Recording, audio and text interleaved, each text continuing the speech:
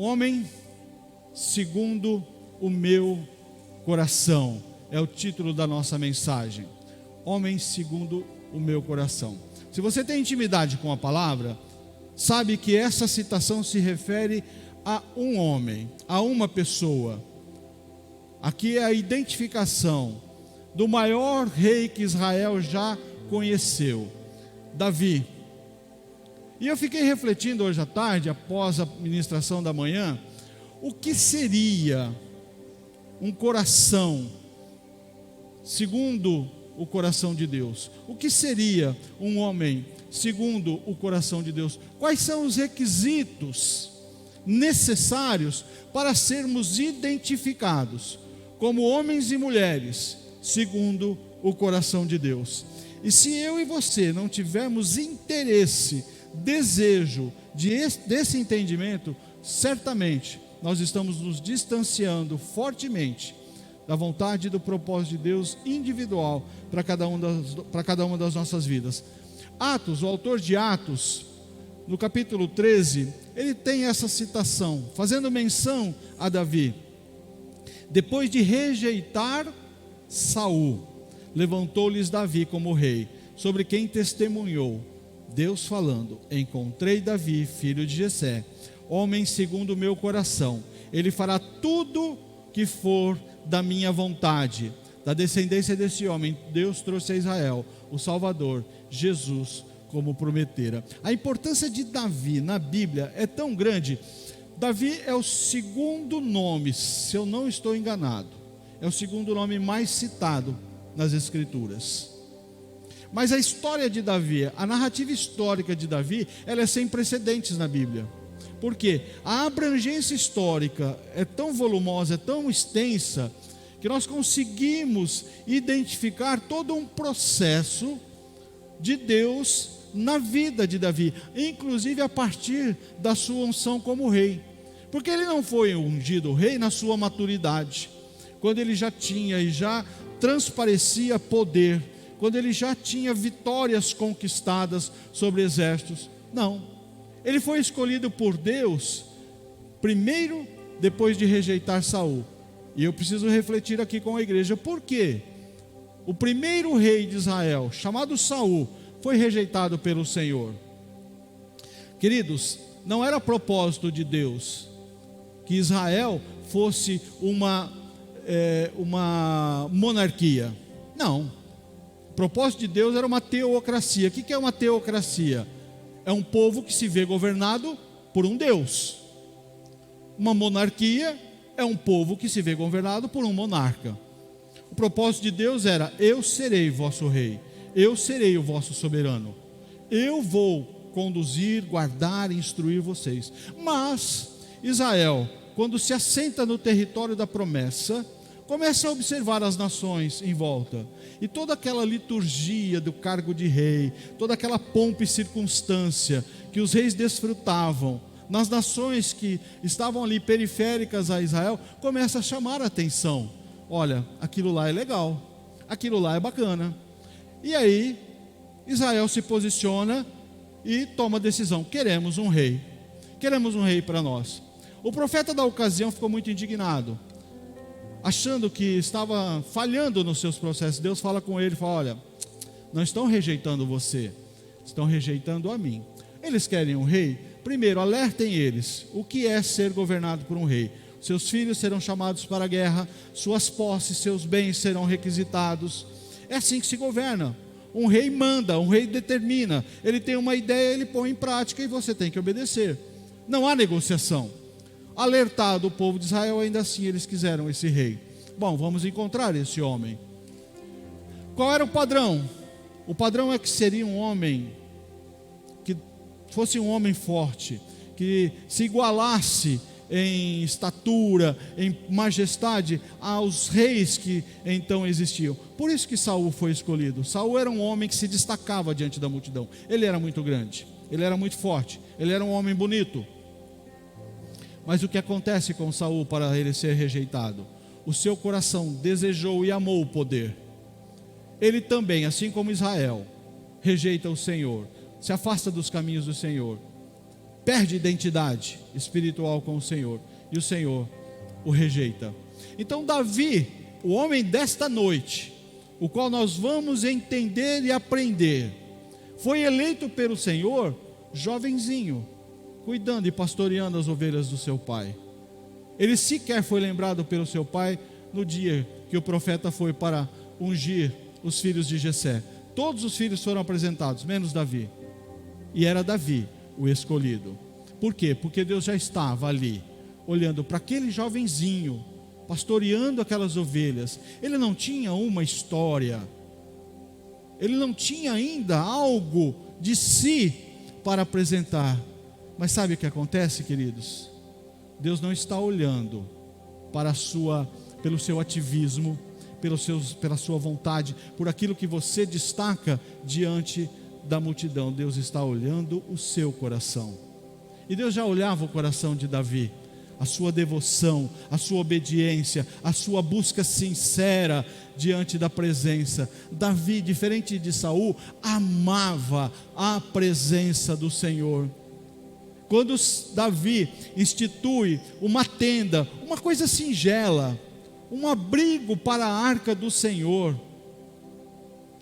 não tinha nada a ver com o tabernáculo. O tabernáculo é do templo, da migração do deserto, do êxodo. Mas Davi queria abrigar a arca do Senhor, que representava a sua presença. Ele constrói uma tenda singela.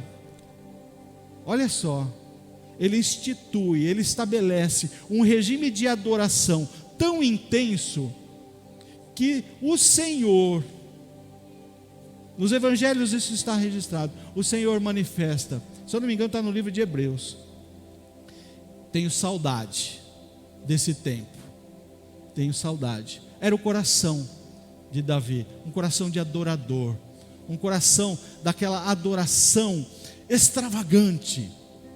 Quando ele traz a arca que havia sido subtraída numa batalha contra os inimigos de Israel, a Bíblia registra que ele vinha dançando e pulando, despiu-se das suas vestes reais, e ele vinha, um homem que adorava extravagantemente. Esse é o coração que Deus está procurando. Agora, era um homem perfeito? Foi um homem perfeito? Desprovido de falhas? Não. Não há homem que não peque. E Davi pecou gravemente. Davi pecou muito feio. Davi cometeu atos que chegam a ser chocantes. Tamanha frieza desse homem quando ele pratica esses atos. Mas o que nos interessa nessa noite não é analisar a queda de Davi, mas é analisar o seu comportamento quando ele é confrontado, quando ele é exposto diante dos seus pecados. Aí eu aprendo muito o porquê ele era um homem segundo o coração de Deus. Porque muitas vezes o confronto, a transparência do pecado nos incomoda. Por isso que é difícil confessar o pecado, é difícil rasgar o coração, admitir o erro. A nossa característica humana nos inclina sempre a esconder, a dar um jeitinho, mas o pecado ele sempre vem à tona. Primeiro grande pecado de Davi. Ele cometeu vários, viu? Mas um que é chocante é o adultério e o assassinato.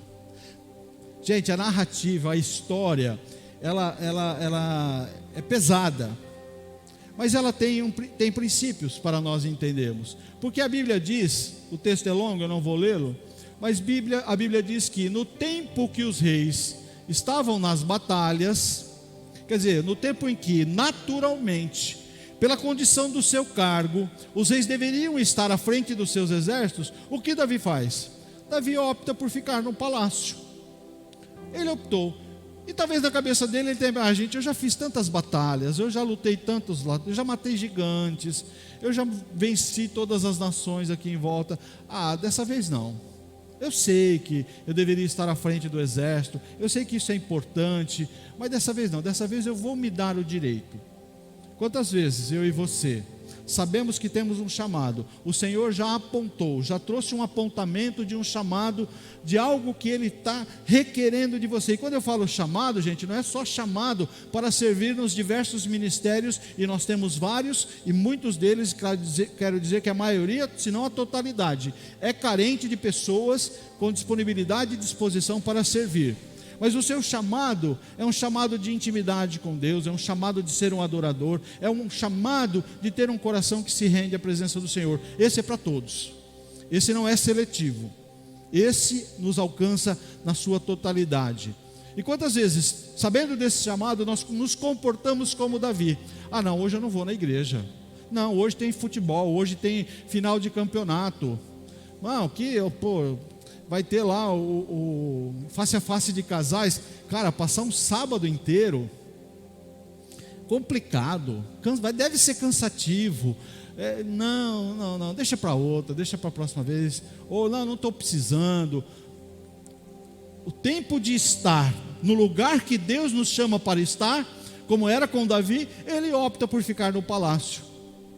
O erro e a grande fragilidade é a ociosidade. É no momento de relaxamento, no momento em que você se dá um desfrute de um relaxamento. Ah, eu tenho orado bastante, não, agora eu posso até parar de orar nas madrugadas. Eu já li a Bíblia tantas vezes, não preciso ler tanto mais não, diminuir um pouco o ritmo aqui. O pastor fala desses livros, eu já li alguns, não precisa ler tudo isso não. Deixa eu zerar uma série do Netflix, em tempos de estar na batalha. Soldado que não está posicionado é um soldado vulnerável. Soldado que não está entrincheirado, armado, atento, é um alvo fácil. E foi assim que Davi se posicionou. Um homem com tantas vitórias se põe em momento de fragilidade. E o diabo, astuto como é, Davi na varanda, sem nada para fazer, de boa, olha e vê uma mulher tomando banho, nua, obviamente. Betseba, uma bela mulher, tomando banho. A ociosidade, o coração que está desconectado com o propósito de Deus. Não era para ele estar ali, o lugar dele não era aquele. E a vulnerabilidade, os seus olhos olham aquela mulher, a desejam. Ele chama essa mulher para a sua intimidade. Ela não foi violentada. Aqui foi uma relação consensual. Eu já li uma narrativa de que Urias desfrutava da intimidade do palácio. Era homem que frequentava o palácio, obviamente a sua esposa também. Então ela não foi iludida não, ela sabia muito bem qual era o propósito daquele chamado. Eles têm um momento de intimidade sexual, um relacionamento. Essa mulher, ela era casada com um dos soldados de Davi. Davi não a teve por uma mulher descompromissada, ele sabia que ela era casada, mas por não estar no lugar que era para ele estar, nas frentes de batalha, comandando os seus exércitos, ele se fragilizou. Será que eu e você não estamos hoje no lugar errado? Será que eu e você, em algum momento, deixamos o lugar do nosso chamado, deixamos a trincheira das nossas batalhas e nos posicionamos fragilmente à mercê dos ataques do diabo? Porque por consequência dessa união extraconjugal, o que acontece? Betseba engravida. O pecado sempre traz consequências. Pecado sempre traz consequências. A grande estratégia do diabo para nossas vidas é nos iludir dizendo: não tem consequências, não se preocupe, desfrute, aproveite, não haverá consequências. Sempre haverá consequências, entenda isso. E no decorrer dessa ministração vocês vão entender o peso, a importância desses entendimentos. Quando vem a notícia, olha, aquela mulher, sabe daquela mulher daquele dia? Está grávida. O problema começou a tomar volume. O pecado começou a fugir do controle. E Davi, como muitas vezes eu e você, queremos acobertar, queremos dar um jeitinho, queremos passar um pano. O que a Bíblia fala? Que um abismo chama outro abismo. Então Davi traça uma estratégia, chama Urias da frente de batalha.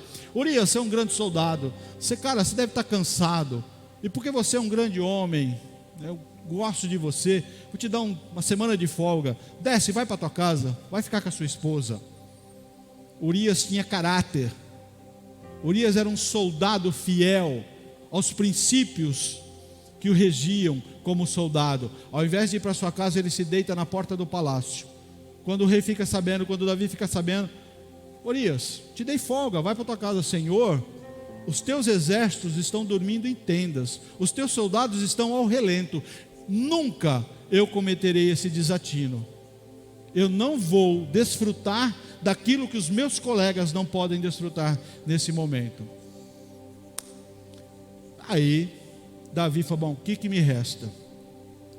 Escreve uma carta. Davi escreve uma carta de próprio punho e manda para o seu general: olha, coloca Urias na frente de batalha mais difícil, coloca ele na frente, não na retaguarda, coloca ele na frente, dê ordem para atacar, e quando atacarem as muralhas, recuem.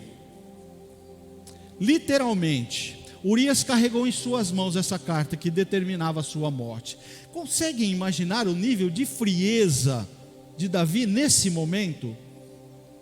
E aí você fica talvez intrigado. Como é intrigante? Como que um homem pode ser considerado um homem segundo o coração de Deus com esse comportamento?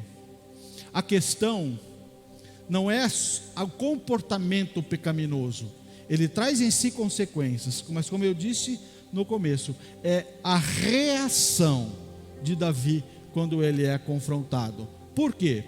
Conforme sua estratégia, imaginando que a solução iria acontecer, Urias morre.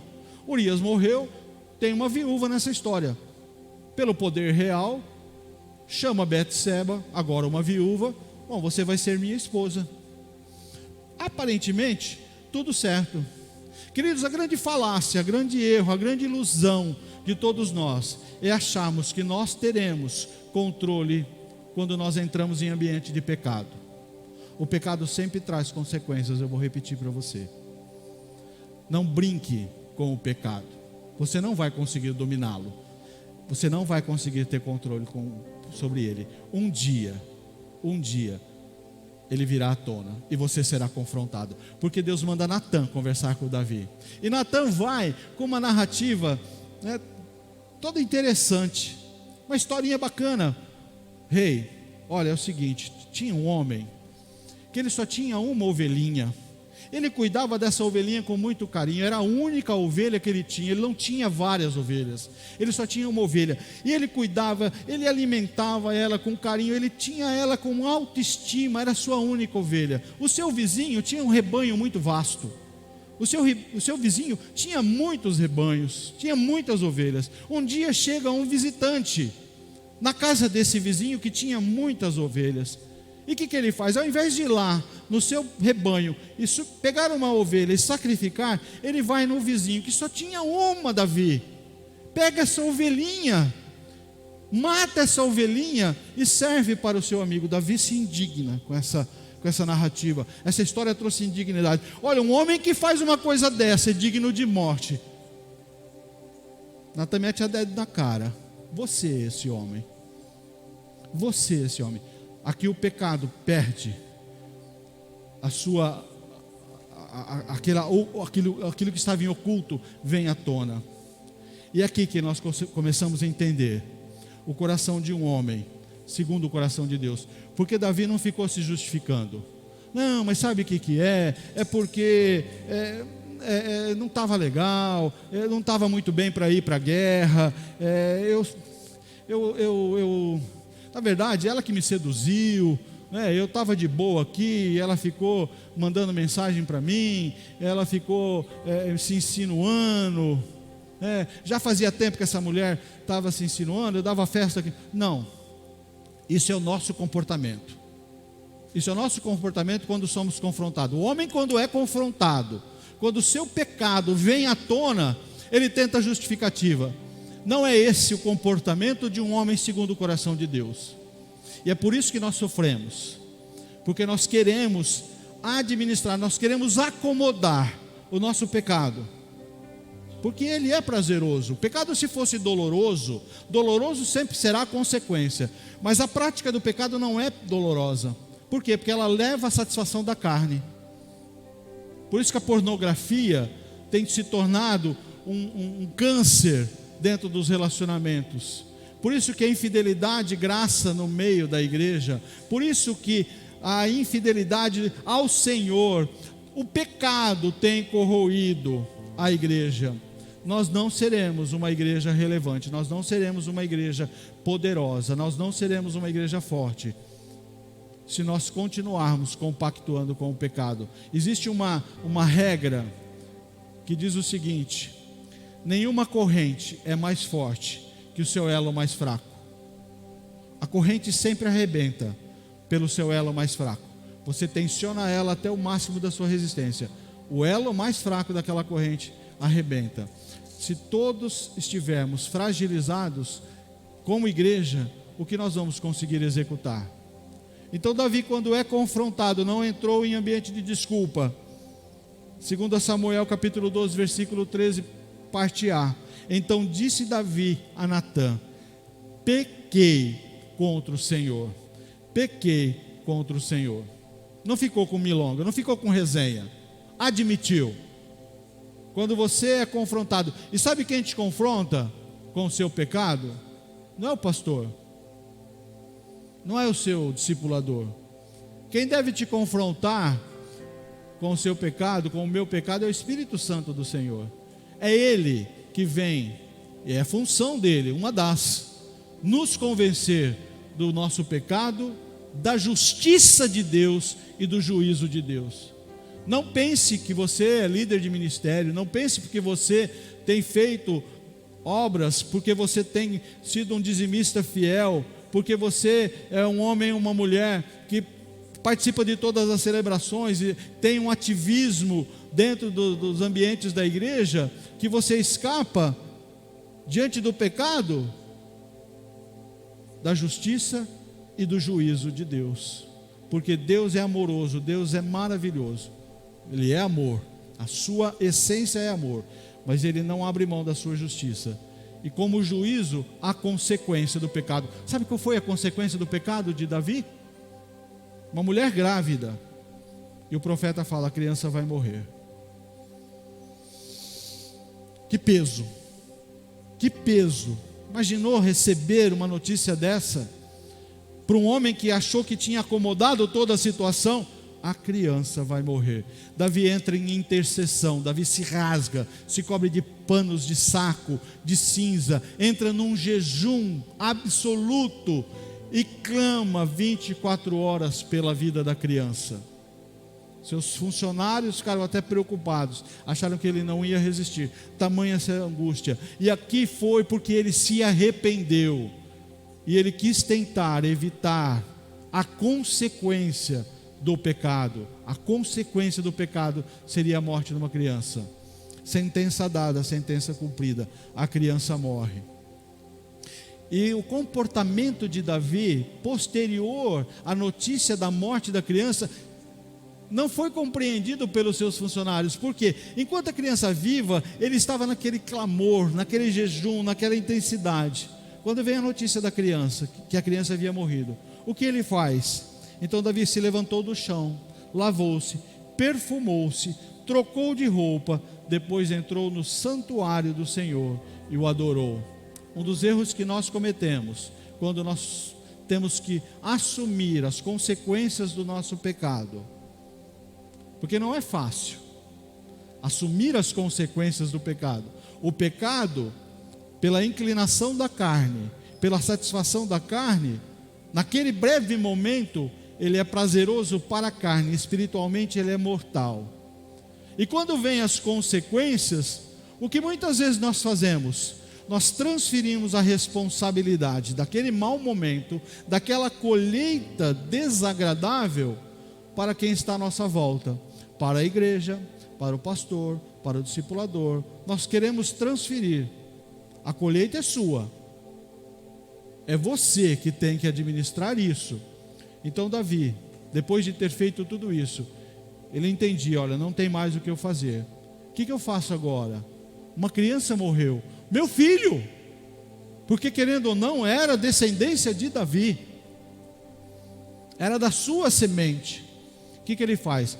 Ele toma banho, se barbeia, se perfuma, ele come e ele vai adorar ao Senhor. Não adianta nada, quando você é confrontado com o pecado, se revoltar contra o Senhor. Porque quando nós decidimos pecar, nós não vamos na intimidade com o Senhor perguntar: Senhor, posso fazer isso? Senhor, isso aqui vai ser legal para a minha vida? Senhor, esse momento aqui, essa atitude, essa decisão vai ser legal? Não, você decidiu sozinho. Mas quando vem o momento da consequência, ainda transferimos a responsabilidade para o Senhor. A palavra de Deus diz que pois que o homem semear, isso também colherá. Quem semeia para a sua carne, colherá destruição. Tem muita gente brincando com o pecado. Tem muita gente brincando com o pecado, achando que não haverá consequências. O pecado sempre traz consequências. E aqui não há uma régua valorosa aqui, tá? Não é uma régua. Quando a gente fala de pecado, diante da santidade de Deus, diante da sua glória e majestade, não há uma régua para mensurar o que é mais importante e o que é menos importante. Porque você pode olhar e dizer: não, mas peraí, o que Davi fez eu jamais vou fazer. Talvez você nunca adulterou, e talvez você nunca matou o esposo da mulher que você adulterou. Então você pode achar que tem uma justificativa. Não, o que eu faço nem se compara ao que Davi faz. Graças a Deus que você não é um assassino, você não é um adúltero e não é um assassino. Mas você acha que diante da glória e majestade da santidade do Senhor, o seu coração, e agora o Espírito Santo está te incomodando, o que você tem feito, o que nós temos feito, não ofende a santidade do Senhor? Você acha que Deus é compassivo e, não, o que Ele faz está tranquilo, o que Ele faz... Gente, Moisés, que recebe a incumbência de ser porta-voz do Senhor para o resgate de 430 anos de cativeiro, com a terra prometida à sua frente, já vislumbrando a perspectiva da terra prometida, por desobedecer ao Senhor, Deus falou para ele: vai lá e fala para a pedra, para que brote água. Moisés vai lá e bate na pedra. Deus falou: você fez o que eu falei, Moisés? Não, você não vai entrar na terra prometida. Você quer brincar com esse Deus? Você quer tentar acomodar os seus pecados, achando que Deus vai passar o pano? Não, não vai passar o pano, Ele vai passar o rodo.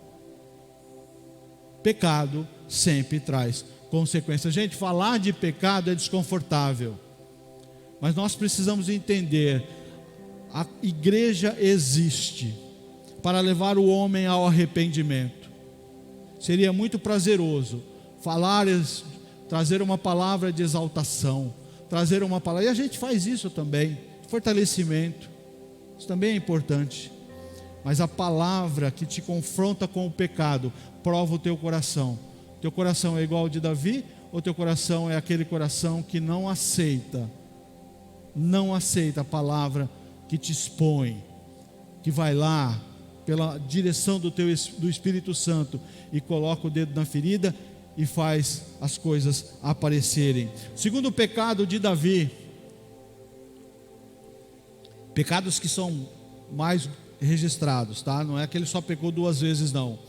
Ele promove um recenseamento. Promove um recenseamento. Ele quis contar os seus soldados. Ele já havia unificado o povo, 12 tribos unidas sobre ele como governador, como reinante. Tudo bem, pacificado, as nações em volta. As nações não tinham mais coragem de se levantar contra Israel, porque sabia que Davi ia com tudo. Porque toda vez que Davi ia para um confronto, ele não chamava os seus generais, falou: gente, vamos aqui, ó, como é que nós vamos fazer? O que vocês acham? Vamos atacar por aqui, vamos atacar por ali? Davi fazia, por isso que a Bíblia fala que era um homem segundo o coração de Deus. Senhor, devo atacar? Ele consultava o Senhor. Senhor, devo atacar? Que jeito, Senhor? Olha, você faz assim assado. Vitória.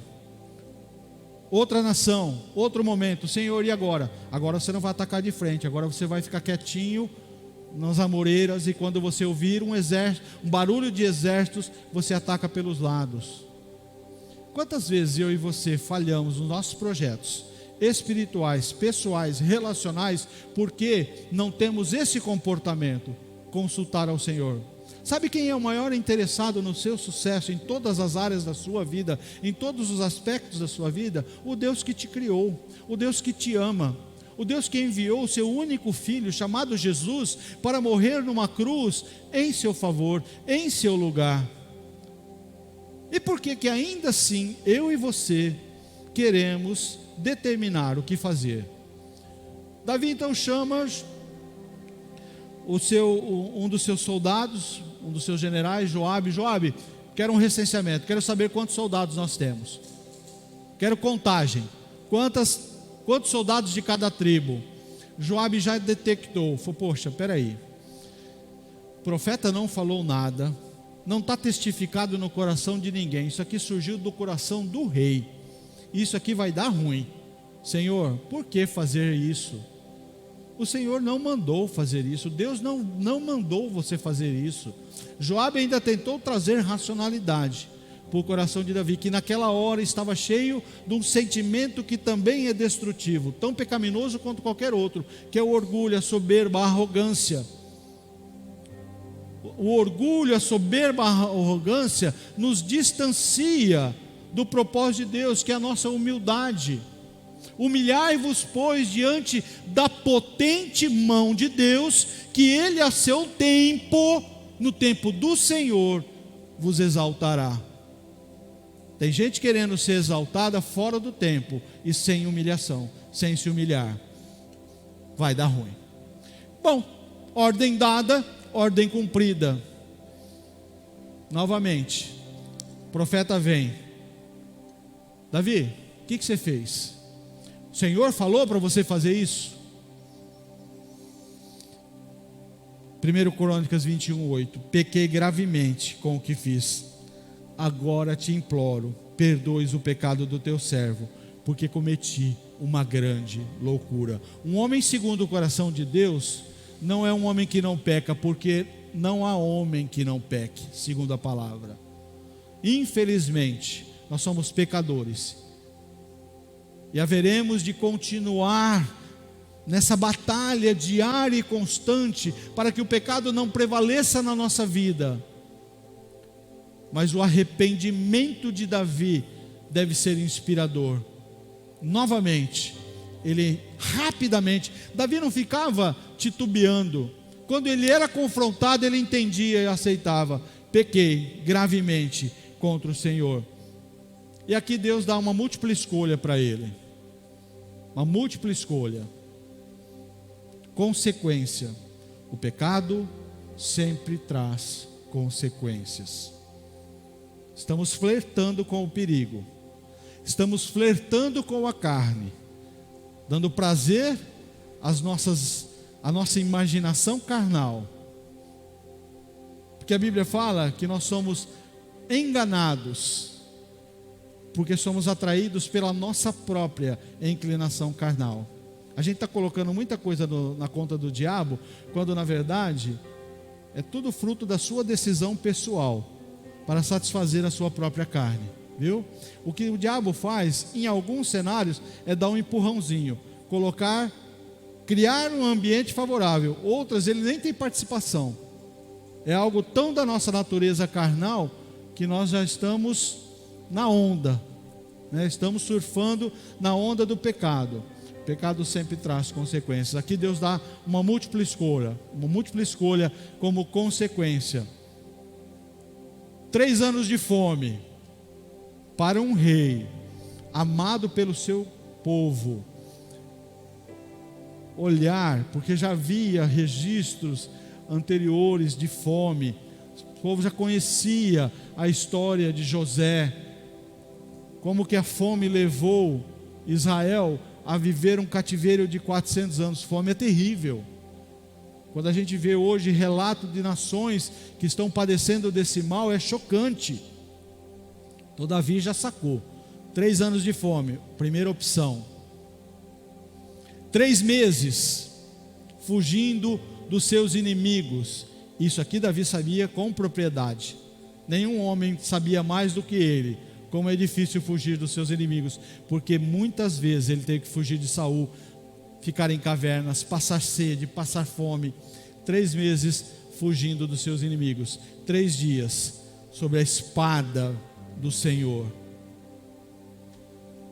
Múltipla escolha é difícil, mas o pecado sempre traz consequências, e nem sempre você tem, como Davi, uma escolha, por mais difícil que ela seja. Então Davi, por ter esse coração que se rende ao Senhor, rapidamente ele entendeu: olha, fique eu debaixo das mãos do Senhor, porque muitas são as suas misericórdias, do que estar debaixo da perseguição dos homens. Davi ainda entendia: olha, por mais difícil que seja, passar pelo momento, e aqui a consequência não é a morte de uma criança, porque por 3 dias a espada do Senhor esteve tocando Israel, e milhares de homens morreram. A angústia de Davi foi tão grande que ele chega para o Senhor: Senhor, quem pecou fui eu. Senhor, poupa as vidas, mate a mim, mas tenha misericórdia. Esse é o coração que agrada ao Senhor. Esse é o coração segundo o coração de Deus. Davi está sempre pronto a reconhecer as suas falhas. Ele assume os seus pecados. Davi não tem uma dificuldade. Ele recebe as consequências dos seus pecados com um coração humilde, humilhado. Não fica argumentando com Deus. O primeiro homem que fez isso, argumentou diante do confronto do pecado, e por transferência nós recebemos esse comportamento até hoje, foi Adão.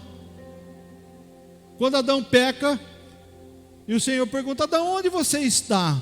O Deus onipresente, onisciente, pergunta para o homem: onde você está? Não é a localização. Deus sabia onde Davi está. Adão, onde está o teu coração? O que você fez? Ah, Senhor, misericórdia, né? O Senhor me deu uma mulher, todo interessado na minha satisfação, na minha alegria. A mulher que o Senhor me deu me fez pecar. Ainda joga a culpa em Deus. O maior advogado que eu já vi na história transferiu a culpa para Deus. Não, foi a mulher que o Senhor me deu, ela que me fez pecar. E Eva, o que você tem a dizer? Ah, Senhor, a serpente me enganou e eu pequei. Esse é um comportamento que nós trazemos por transferência hereditária, de ao sermos confrontados, acharmos que nós podemos justificar os nossos pecados, justificar os nossos comportamentos. Queridos, é tempo de arrependimento e de quebrantamento. Como eu disse, a igreja não é um ambiente social para fazer massagem no seu ego, não é um ambiente para trazer para você uma potencialidade da sua satisfação pessoal. A palavra de Deus, ela é maravilhosa, ela é inspiradora, tem respostas e colocações para todas as situações. Mas a igreja tem como princípio fundamental levar o homem ao arrependimento dos seus pecados. Nós temos visto famílias destruídas nós temos visto ministérios destruídos pela falta de arrependimento. Você acha mesmo que nós somos diferentes no que tange as consequências dos nossos pecados? Você acha mesmo que ter uma prática litúrgica que se assemelha a um ritualismo, porque vamos e convenhamos, eu já pratiquei isso. Ah não, hoje é dia de ir à igreja, hoje é domingo, eu tenho que ir pelo menos uma vez a participar de um culto. Eu achava que eu tinha que tomar a ceia, porque a ceia era importante, eu não podia ficar sem tomar a ceia. Eu sou da época que o pastor fazia menção, controlava a presença. Eu de vez em quando eu faço isso, mas por amor. Mando uma mensagem: olha, queridão, não vi você, está tudo bem? Porque eu amo vocês. Mas não é a frequência, a prática automática que Deus está buscando de todos nós. E ela não substitui, não aplaca a questão dos pecados. Não há homem que não peque. Não há homem que não peque.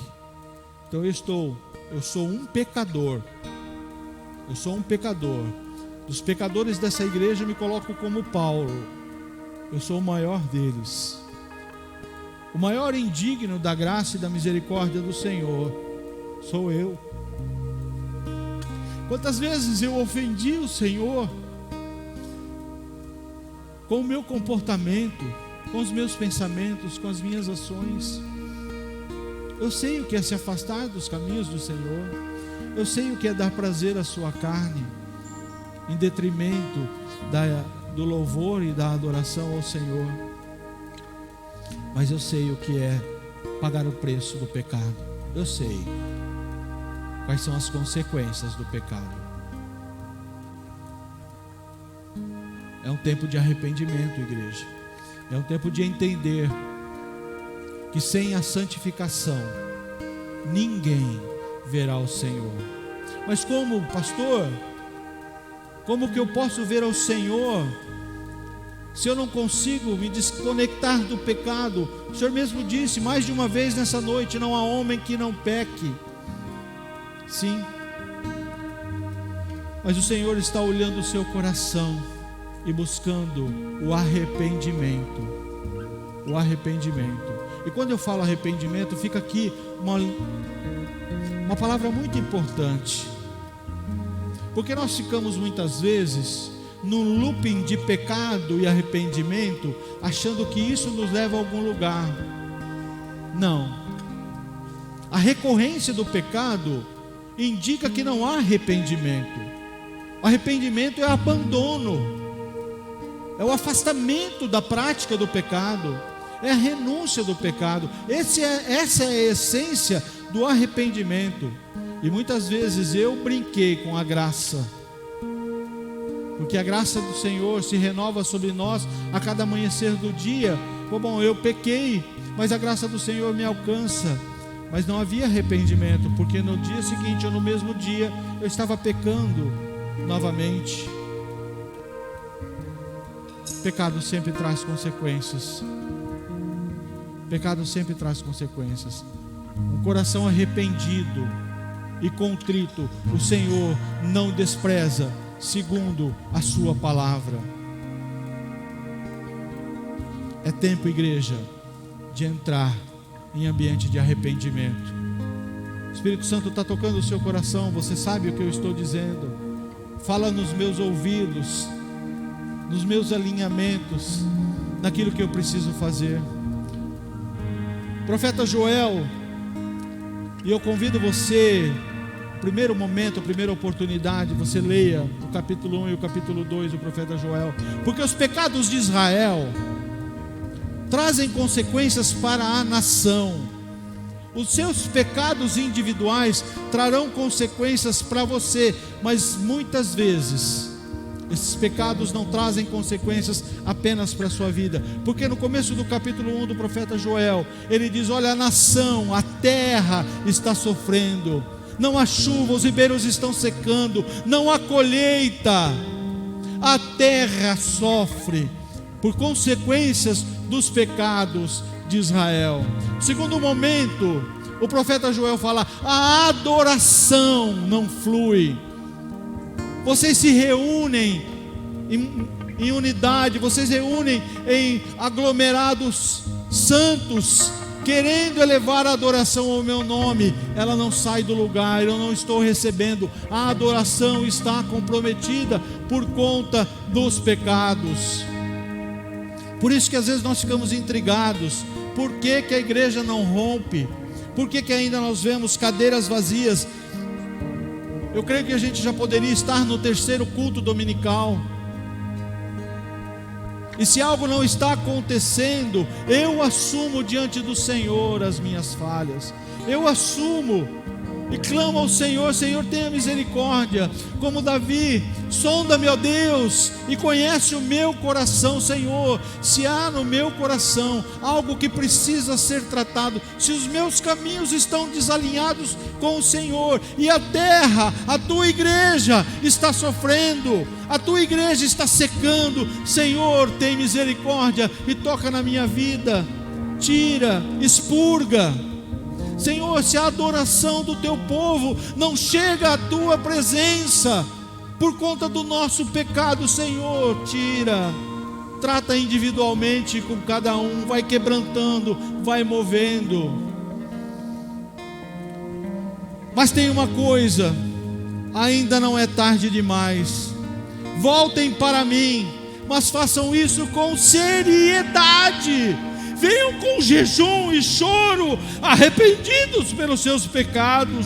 Mudem só sua vida, não só sua roupa. Voltem para o eterno, seu Deus. Aqui está a razão. Deus é bom e misericordioso. Ele respira fundo, tolera muita coisa. Esse Deus é tão paciente, exagerado no amor, sempre disposto a cancelar a catástrofe, se houver arrependimento no nosso coração.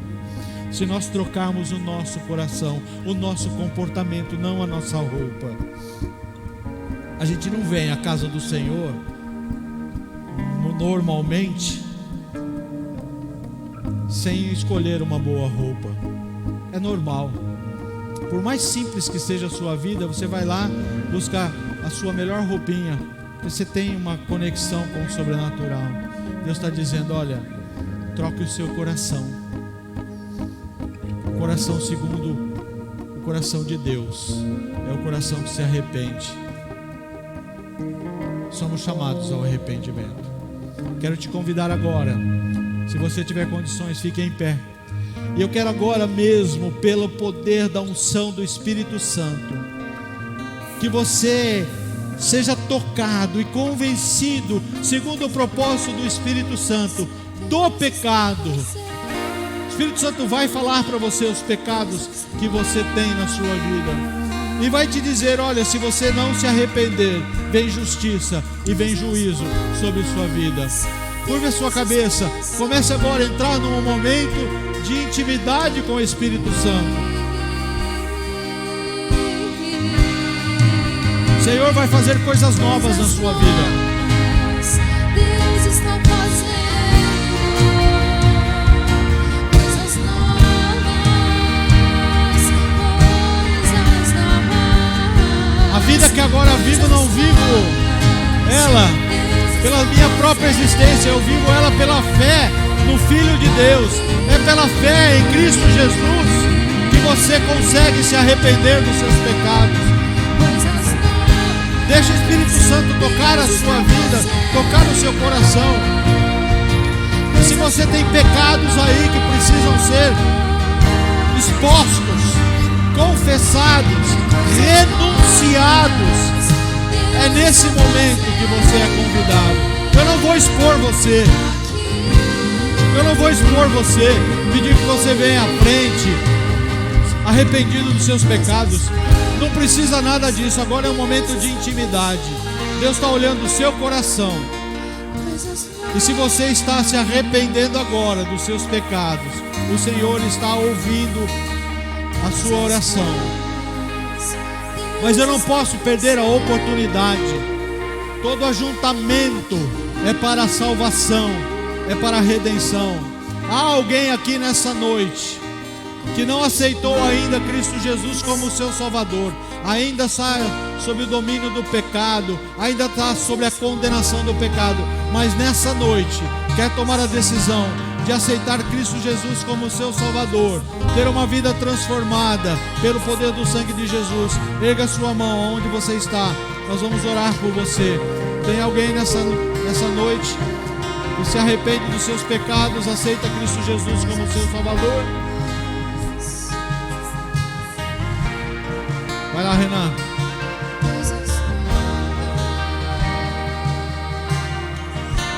Noite de arrependimento. Noite de arrependimento. Não é para vergonha. Se é para vergonha, é para vergonha do diabo. Porque quando Davi se arrepende dos seus pecados, Deus o acolhe, ele paga o preço, ele assume as consequências, mas ele sai ainda mais fortalecido na sua intimidade com Deus. Como diz o profeta Joel, Deus é misericordioso. Deus nos dá nessa noite, nesse ambiente, nesse lugar, a oportunidade do arrependimento dos nossos pecados, para que saiamos daqui transformados, renovados, restaurados e envergonhando o diabo. O diabo não pode ter domínio sobre você, ele não tem essa legitimidade.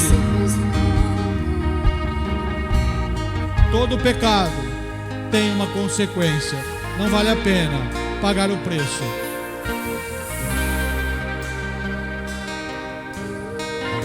Querido Deus, Santo e Eterno Pai, nós louvamos o Teu nome, Senhor. Entendemos a mensagem de arrependimento que é proposto pelo Teu Espírito Santo para a Tua igreja. Querido Deus, nós nos arrependemos dos nossos pecados e Te pedimos, Senhor, muda, Senhor, o nosso coração.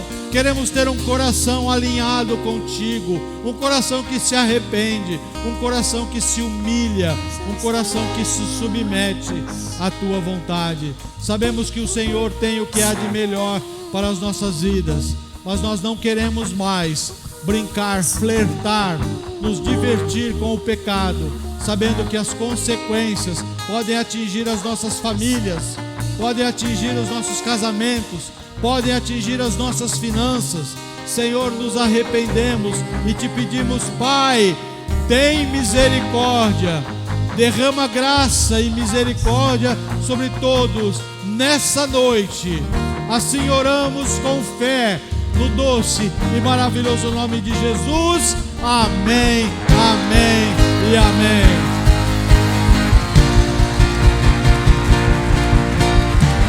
Glórias a Jesus. Glórias a Jesus.